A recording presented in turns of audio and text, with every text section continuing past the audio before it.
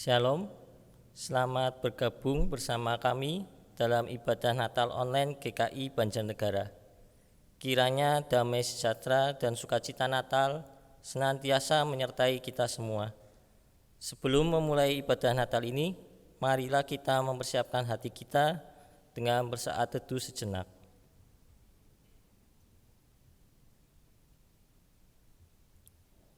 Amin. Panggilan beribadah. Bersorak-soralah bagi Tuhan, hai seluruh bumi. Bergembiralah. Bersorak-sorailah dan bermazmurlah dengan sukacita. Biarlah sungai-sungai bertepuk tangan, Dan gunung-gunung menari kegirangan. sebab ia telah melakukan perbuatan-perbuatan yang ajaib. Yang mulia dan yang mengherankan. Tuhan telah memperkenalkan keselamatan yang daripadanya. Segala ujung bumi melihat keselamatan yang daripada Allah kita. Sembah dan puji Dia, sembah dan puji Dia, sembah dan puji Dia, Tuhanku.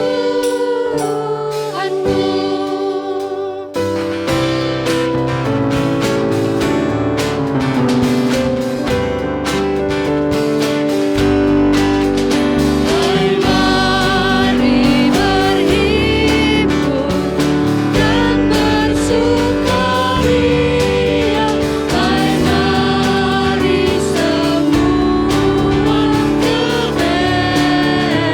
Betlehem. Lihat yang lahir, Raja Surga, sembah dan puji Dia, sembah dan puji Dia, sembah dan puji Dia,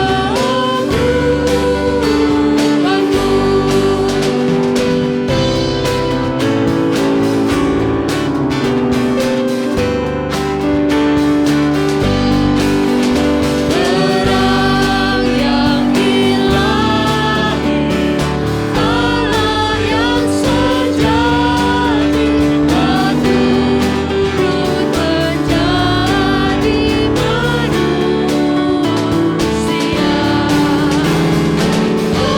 Allah sendiri dalam rupa insan, sembah dan puji Dia, sembah dan puji Dia, sembah dan puji Dia,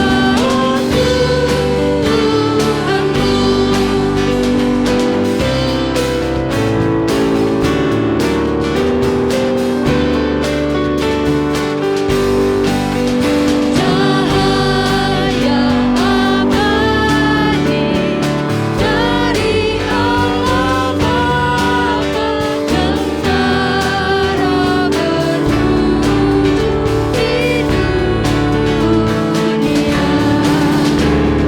Anak ilahi berbalutkan lambut, sembah dan puji Dia, sembah dan puji Dia, sembah dan puji Dia, Tuhanku. Sembah dan puji Dia, Tuhanku. Sembah dan puji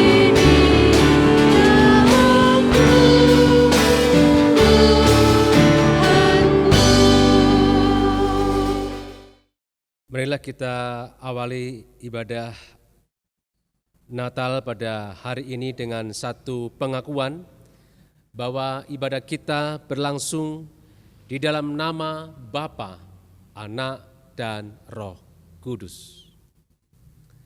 Kasih karunia dan damai sejahtera dari Allah Bapa kita dan dari Tuhan Yesus Kristus menyertai saudara sekalian.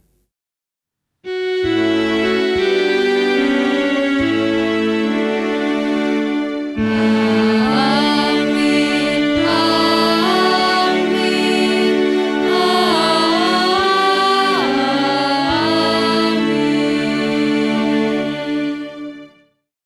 Mari kita berdoa. Terima kasih Tuhan atas kasih setiamu atas hidup kami, sehingga saat ini kami boleh diberi kesempatan untuk beribadah merayakan kelahiran-Mu di dunia ini. Kami bersyukur karena di tengah situasi saat ini, kami kembali diingatkan akan kebesaran kasih-Mu atas kami, karena Engkau Tuhan dan Raja kami yang mulia, telah rela lahir dan menjadi manusia untuk menyelamatkan kami yang berdosa. Biarlah lewat perayaan Natal ini, kami kembali diingatkan bahwa penyertaan-Mu atas hidup kami nyata adanya, sehingga kami semakin dikuatkan dalam melangkah dalam rencana Tuhan, karena Engkau Tuhan yang senantiasa bersama kami. Terima kasih Tuhan, hanya di dalam nama Tuhan Yesus kami sudah berdoa dan mengucap syukur. Amin.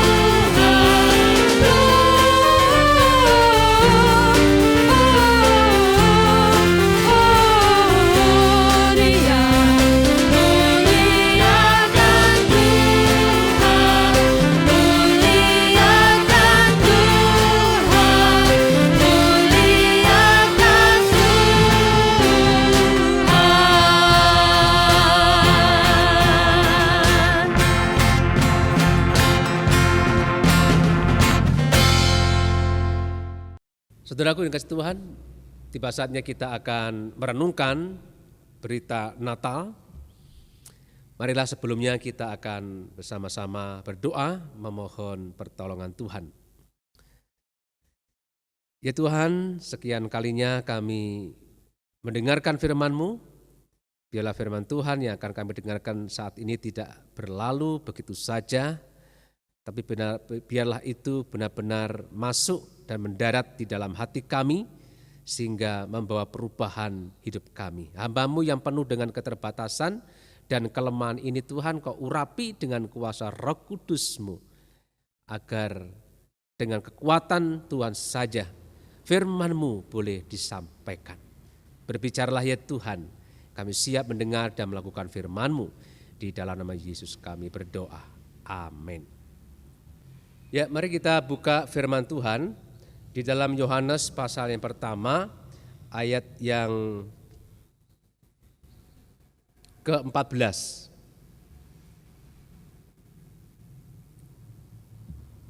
Firman itu telah menjadi manusia dan diam di antara kita, dan kita telah melihat kemuliaannya, yaitu kemuliaan yang diberikan kepadanya sebagai anak tunggal Bapa, penuh kasih karunia dan kebenaran. Demikianlah firman Tuhan. Yang berbahagia saudara yang tidak hanya mendengarkan tetapi yang juga melakukannya dalam kehidupan saudara sehari-hari. Haleluya.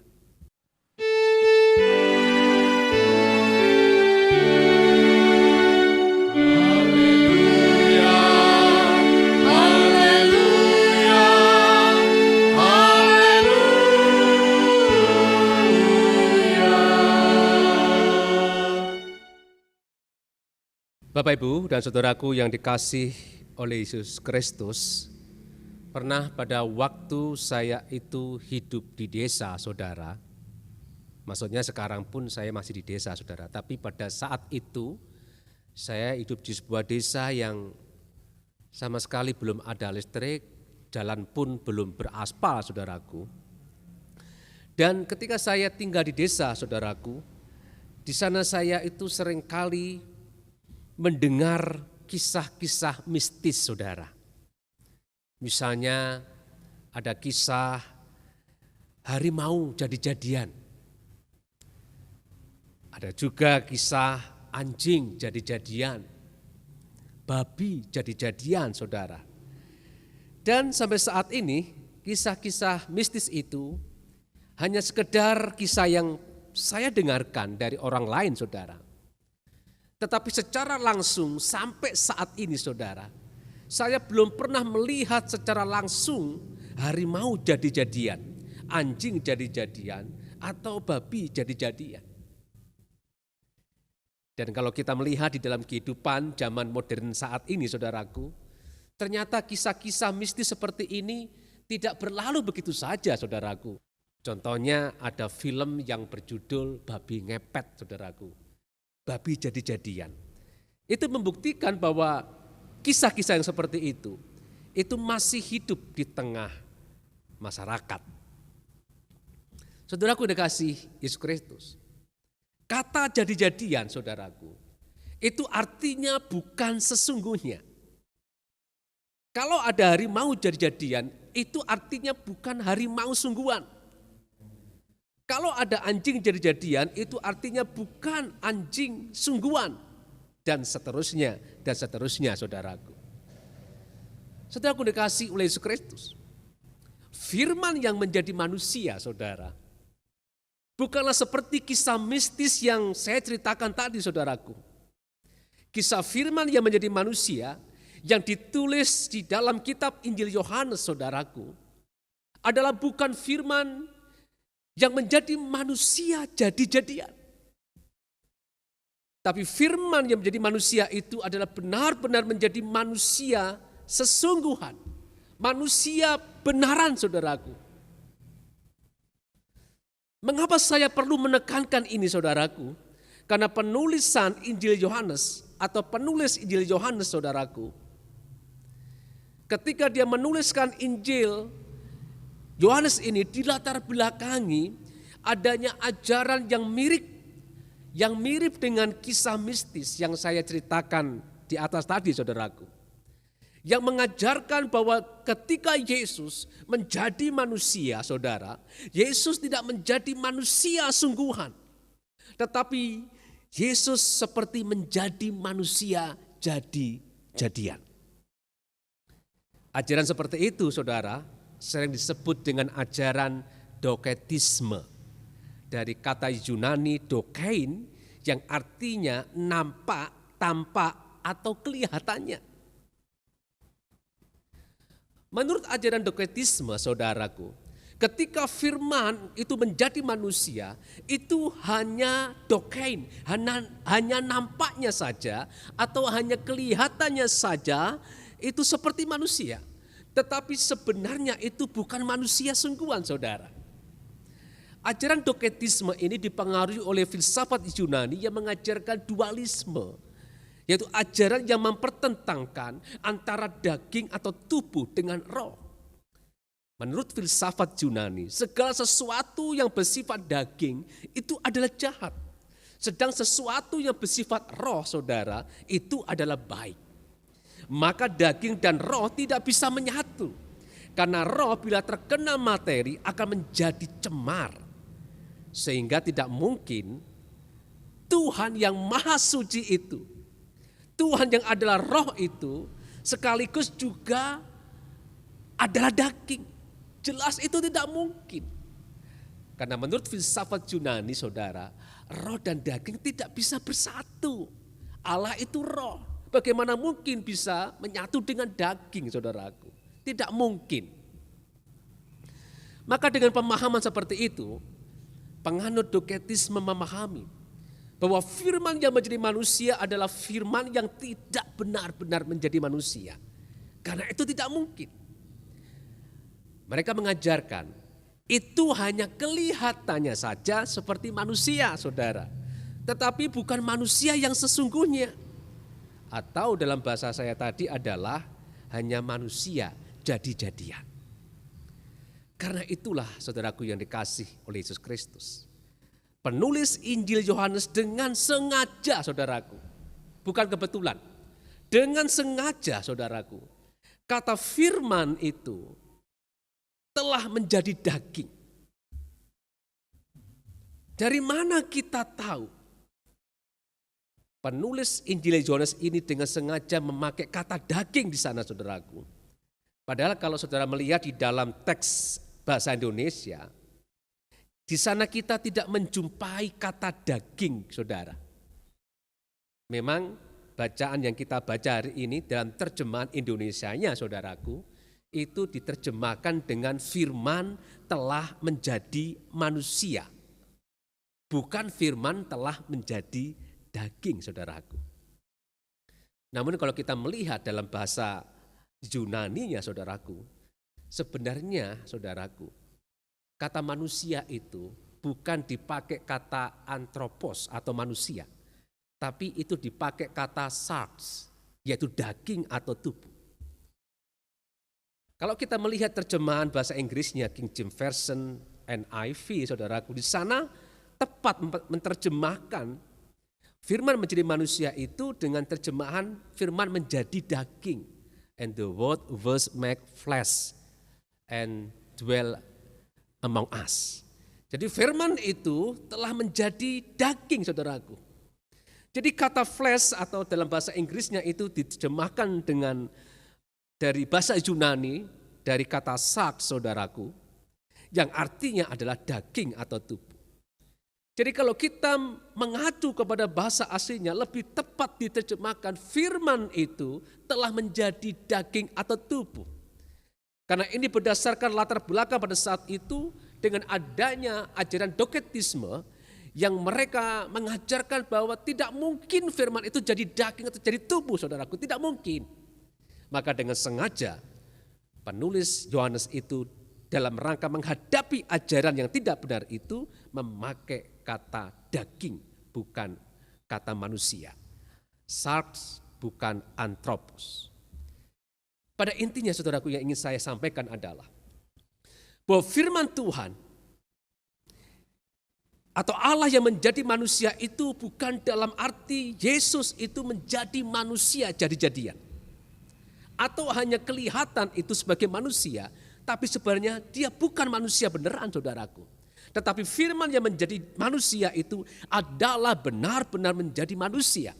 Jadi Yesus, Allah yang menjadi manusia itu, saudaraku, itu adalah Allah yang menjadi benar-benar manusia, saudaraku.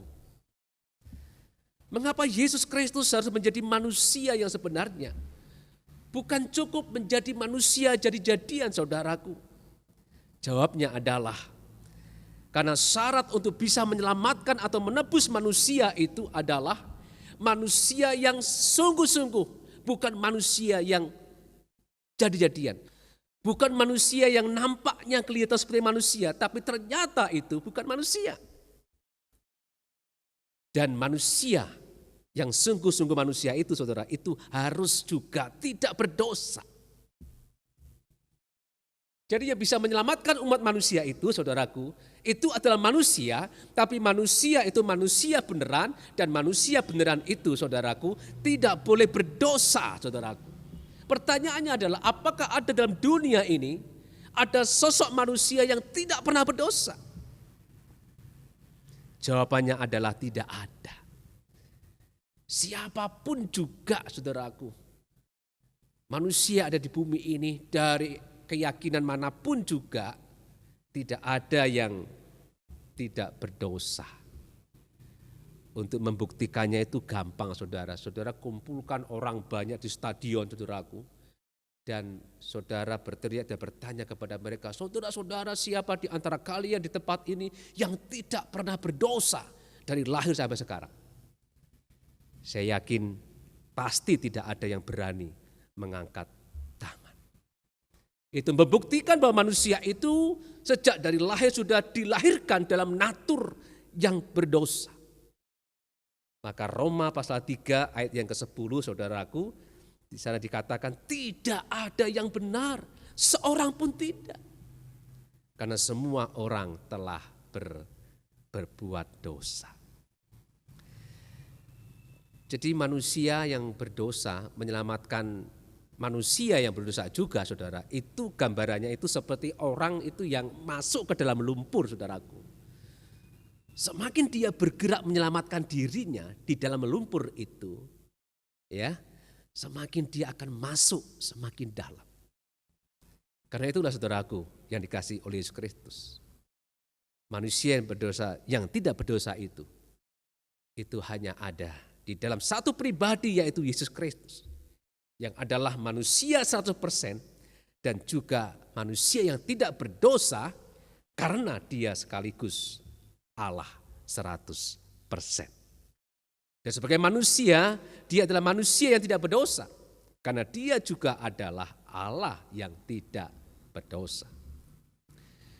Dan syarat keselamatan itu, saudaraku, manusia 100% dan Allah yang 100% itu dipenuhi, digenapi dalam peristiwa Natal. Yaitu firman yang menjadi manusia itu, yaitu Yesus Allah yang menjadi manusia itu, saudaraku, itu lahir dalam rahim manusia. Andai kata Yesus misalnya lahir, saudaraku, melalui rahimnya binatang, maka dia disebut bukan anak manusia, tapi anak binatang, saudaraku. Tapi kelahirannya melalui rahim manusia untuk menunjukkan bahwa dia itu adalah benar-benar manusia.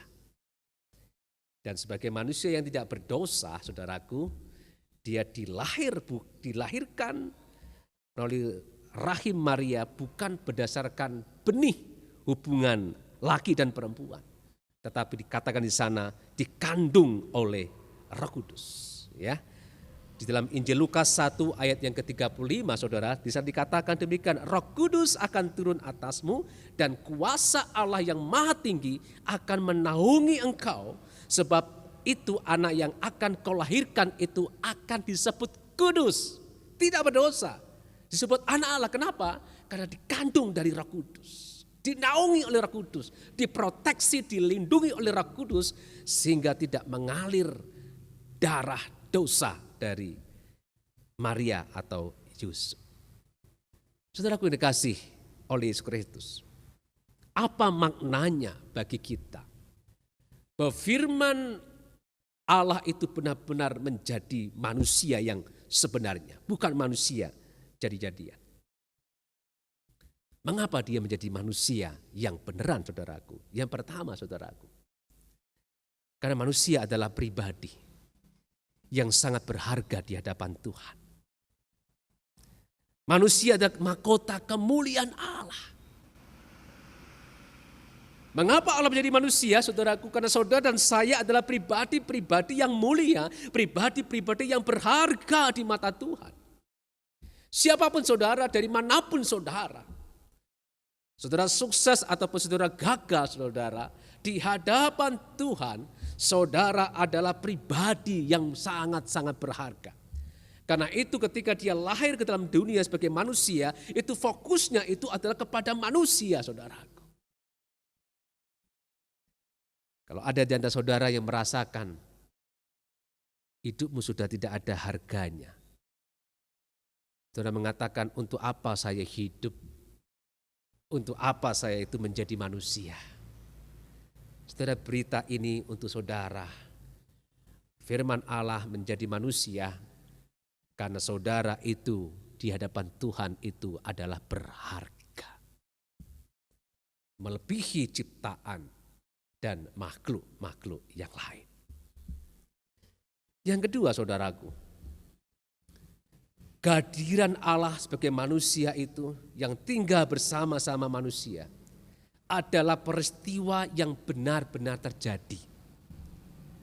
Bukan hanya kelihatannya saja bersama kita, tapi sebenarnya jauh dari kita.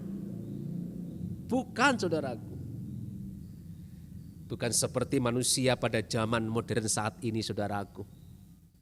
Kelihatannya bersama dengan kita, makan di warung, di restoran bersama-sama, tapi setelah duduk di restoran itu, masing-masing mengeluarkan HP-nya, mereka ngobrol di WA-nya, sedangkan masing-masing yang ada di meja makan itu tidak ada komunikasi, kelihatannya bersama. Tapi ternyata masing-masing tidak ada komunikasi, berjauhan. Itulah kehidupan manusia pada zaman modern ini, saudaraku. Teknologi yang kelihatannya memudahkan kehidupan manusia, tapi ternyata ada dampaknya, yaitu menjauhkan relasi manusia dan satu dengan yang lainnya, saudaraku. Bukankah banyak kisah dalam kehidupan ini? Gara-gara teknologi media sosial, saudaraku, relasi keluarga menjadi hancur, saudaraku.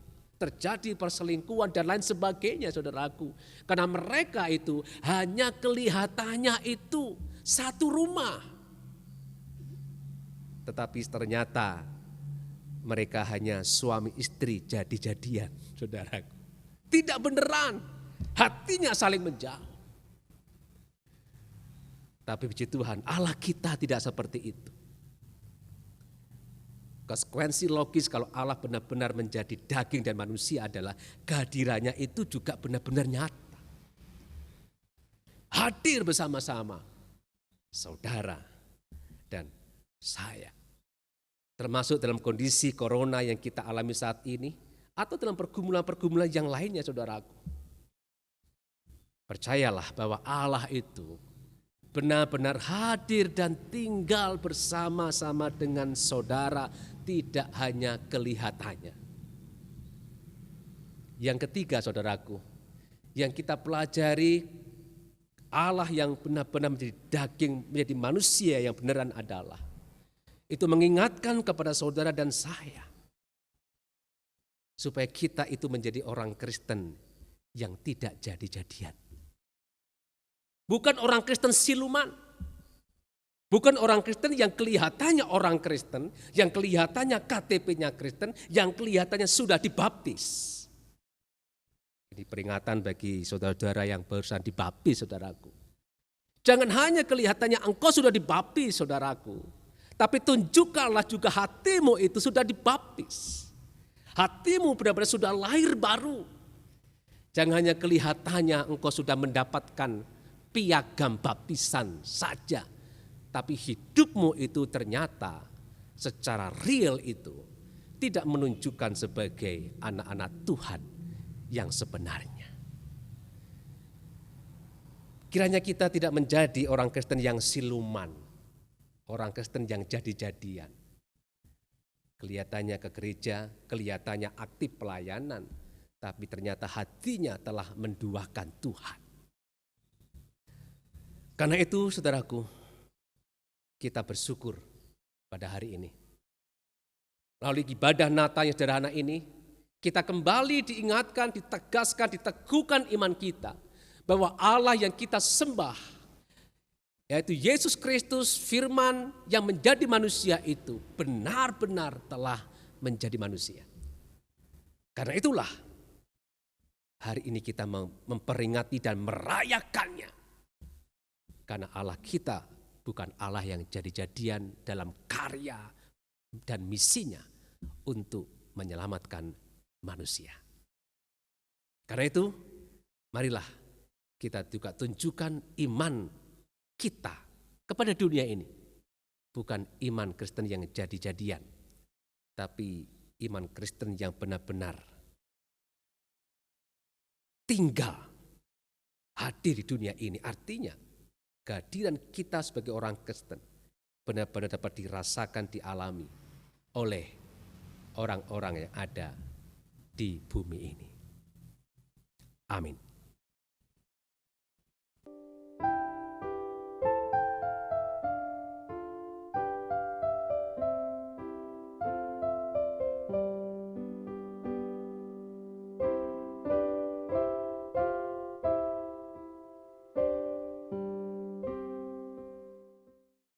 Marilah saat ini kita bersama mengikrarkan pengakuan iman kita sesuai dengan pengakuan iman rasuli yang berbunyi demikian. Aku percaya kepada Allah, Bapa yang Maha Kuasa, Khalik langit dan bumi, dan kepada Yesus Kristus, anaknya yang tunggal Tuhan kita, yang dikandung dari Roh Kudus, lahir dari anak darah Maria, yang menderita sengsara di bawah pemerintahan Pontius Pilatus, disalibkan, mati dan dikuburkan, turun ke dalam kerajaan maut. Pada hari yang ketiga bangkit pula dari antara orang mati, naik ke surga, duduk di sebelah kanan Allah Bapa yang Maha Kuasa, dan dari sana ia akan datang untuk menghakimi orang yang hidup dan yang mati. Aku percaya kepada Roh Kudus, gereja yang kudus dan am, persekutuan orang kudus, pengampunan dosa, kebangkitan orang mati, dan hidup yang kekal. Amin. Tuhan, kami bersyukur karena Engkau adalah firman yang menjadi manusia untuk memuliakan kami sebagai ciptaan-Mu yang paling mulia. Sehingga ketika kami merasa tidak ada harganya, tidak berarti saat ini, kami kembali diingatkan bahwa kami adalah pribadi-pribadi yang berharga. Tuhan, jadikanlah kami menjadi anak-anak Tuhan yang tidak jadi-jadian. Orang Kristen yang siluman, tapi benar-benar kami menjadi orang Kristen yang benar-benar seperti firman yang menjadi daging atau tubuh itu. Tuhan, berkatilah untuk kelima anak-Mu atau beberapa anak-Mu yang dibaptis atau sidi, supaya mereka benar-benar tidak hanya kelihatannya sudah baptis atau sidi, tapi benar-benar mereka menunjukkan kehidupan mereka yang sudah lahir baru dalam Kristus. Kami berdoa untuk kehidupan umat Tuhan di seluruh dunia, khususnya Indonesia, yang hari ini merayakan Natal di tengah pandemi. Bila peristiwa Natal di tengah pandemi ini tidak akan mengurangi makna Natal yang sebenarnya, yaitu Natal pertama hadir di dalam kesederhanaan. Yang paling penting adalah hati kami itu benar-benar ada Kristus yang sebenarnya menjadi manusia itu yang ada dalam hidup kami. Terima kasih ya Tuhan Yesus, kami menyerahkan untuk bangsa kami Indonesia kepadamu. Tuhan terus memberkati dan memulihkan kondisi bangsa kami Indonesia ini Tuhan. Dan rencana vaksinasi yang dilakukan oleh pemerintah supaya itu dapat berjalan dengan baik dan membawa dampak yang dapat membunuh atau mengurangi penyebaran virus corona. Terima kasih ya Tuhan, kalau ada di antara jemaat-Mu yang sakit, Tuhan ulurkan tangan-Mu, Tuhan jamah dan sembuhkanlah mereka. Terima kasih ya Tuhan Yesus, kami menyerahkan kehidupan keluarga kami di tengah Natal saat ini, Ketika kami ada kegiatan bersama keluarga, Tuhan jagai kami dan Tuhan lindungi kami, supaya kami pun juga tetap ingat menjaga disiplin protokol kesehatan. Doa-doa kami ini kami panjatkan hanya dalam satu nama, Tuhan kami Yesus Kristus, yang sudah mengajarkan kepada kami berdoa.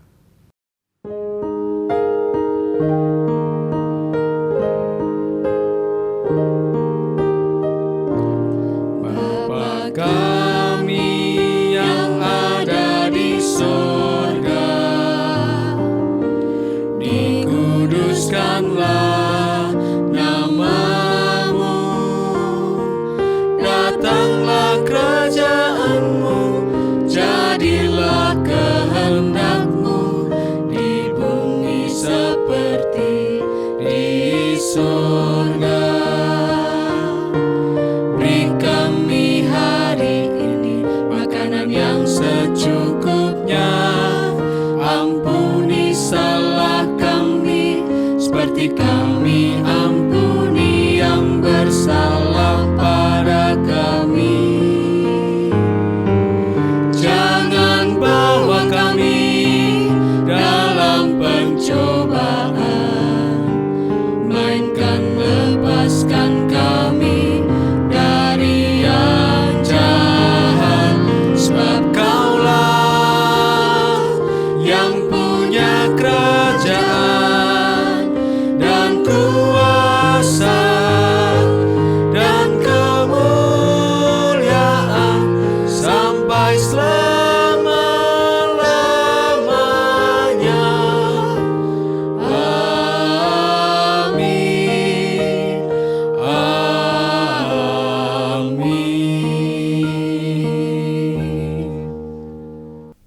Dengan sukacita dalam merespon kehadiran Sang Terang, marilah kita menyatakan ungkapan syukur dan pemberian diri kita melalui pengumpulan persembahan. Nat persembahan diambil dari Mazmur 52 ayat 11 yang berbunyi demikian. Aku hendak bersyukur kepadamu selama-lamanya, sebab Engkaulah yang bertindak. Karena nama-Mu baik, aku hendak memasyurkannya di depan orang-orang yang Kau kasihi. Pengumpulan persembahan di rumah memakai amplop atau kantong yang sudah dipersiapkan atau dapat ditransfer ke rekening GKI Banjarnegara. Marilah kita bawa persembahan kita dalam doa. Mari kita berdoa. Terima kasih Tuhan, pada kesempatan kali ini kami boleh membawa persembahan kami, seperti orang-orang Majus yang boleh datang untuk membawa persembahan yang terbaik untuk menyambut kehadiran Sang Raja Juru Selamat kami. Kiranya kami juga boleh membawa persembahan kami yang terbaik di hadapan-Mu ya Tuhan, sebagai ungkapan syukur kami atas kelahiran-Mu di dunia ini untuk menyelamatkan kami. Kiranya lewat persembahan ini ya Tuhan, pelayanan di tempat ini boleh semakin berkembang, sehingga semakin banyak orang yang boleh merasakan damai dan sukacita Natal yang telah Engkau berikan kepada kami. Terima kasih ya Tuhan, hanya di dalam nama Tuhan Yesus, Tuhan dan Juru Selamat kami sudah berdoa dan mengucap syukur. Amin. Biar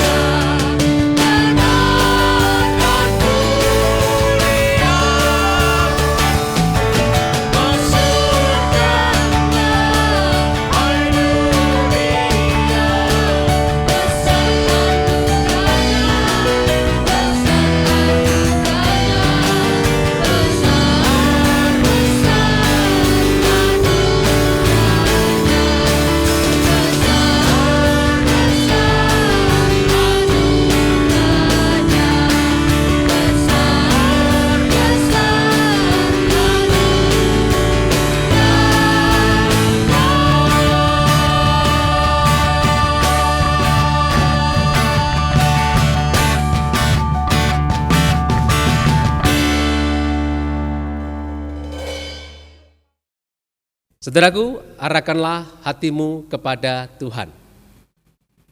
Jadilah saksi Kristus. Terpujilah Tuhan. Terimalah berkat-Nya. Tuhan memberkati dan melindungi engkau. Tuhan menyinari engkau dengan wajah-Nya dan memberikan engkau kasih karunia. Tuhan menghadapkan wajah-Nya kepadamu dan memberikan engkau damai sejahtera.